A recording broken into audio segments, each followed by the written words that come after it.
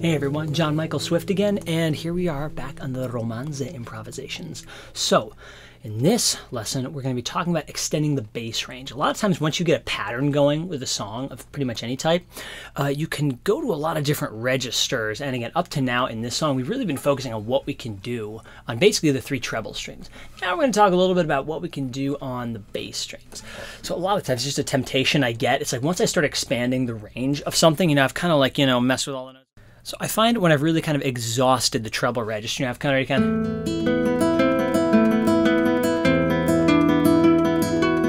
the 12th fret, and you kind of done all that stuff, and you just start, a line just gets down. You just want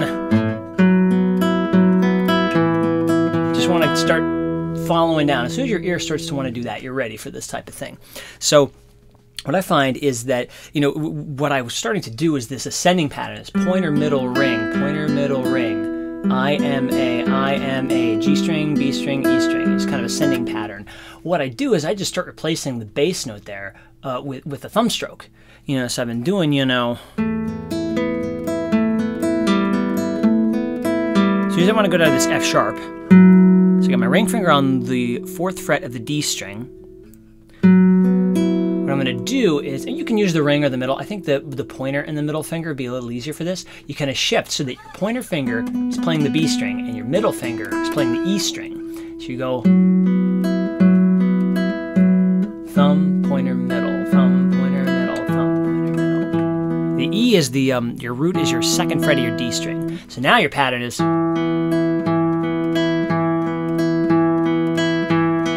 at this point, anything you can play melodically in the bass register, you just follow with this pattern.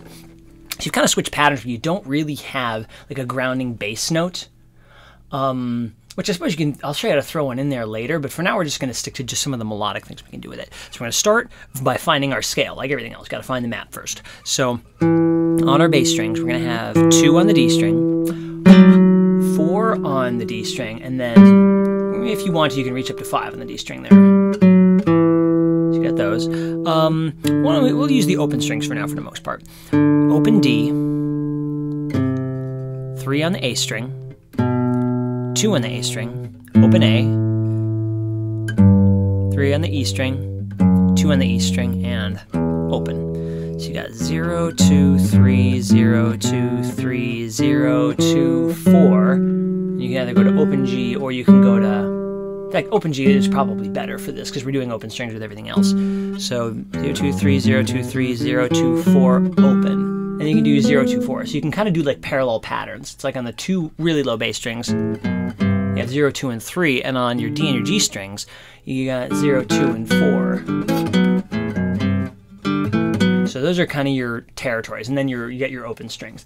So now we should just start trying to apply this pattern in a scale. And again, you don't have to go like bang, bang, bang, bang, bang when you do this at first. You can take some time to find your way from note to note, especially because you want to make sure you have the right arch. If your fingers start to lay down, you start to get mutes. You don't want that. So you want to make sure your fingers stay nice and arched, and they're creating lots of space over your treble string. But often, if you can, you want to lean just enough. So if I just came off of the G string here, when I play the F sharp on the D string, ideally, it's leaning just enough.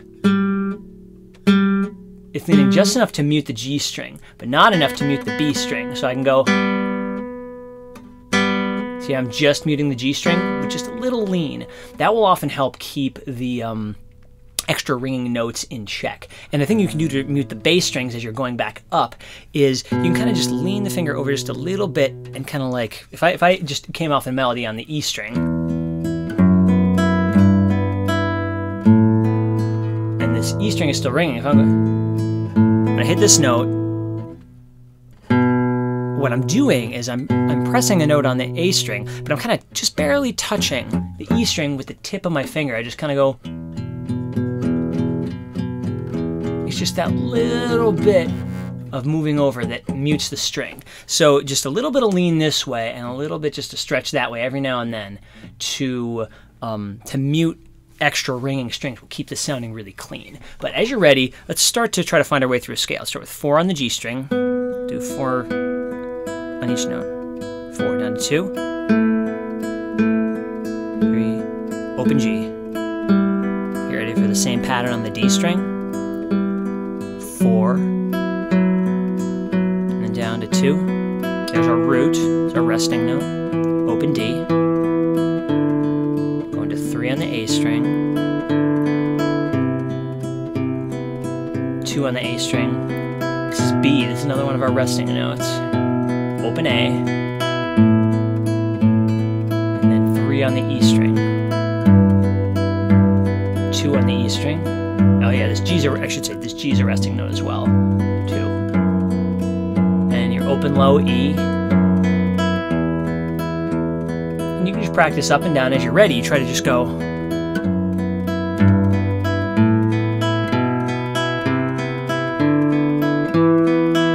Note to note. Excuse me. And then, once you've kind of found that out, you want to try to improvise a bit.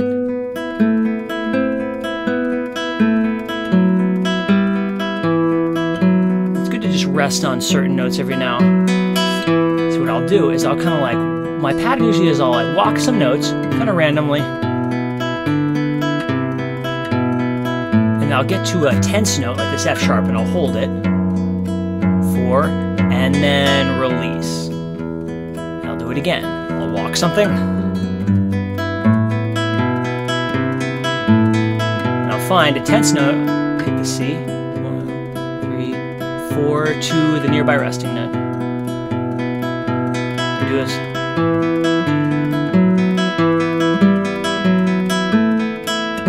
Tense note, 2, 3, 4, release note.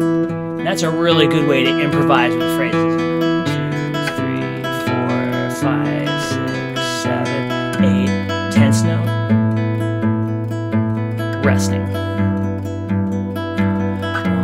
2, 3, 4, 5, 6, 7, 8. Tense.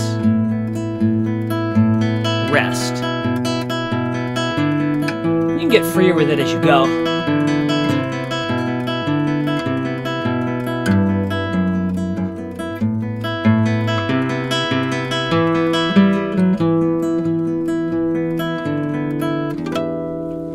Well, there you go.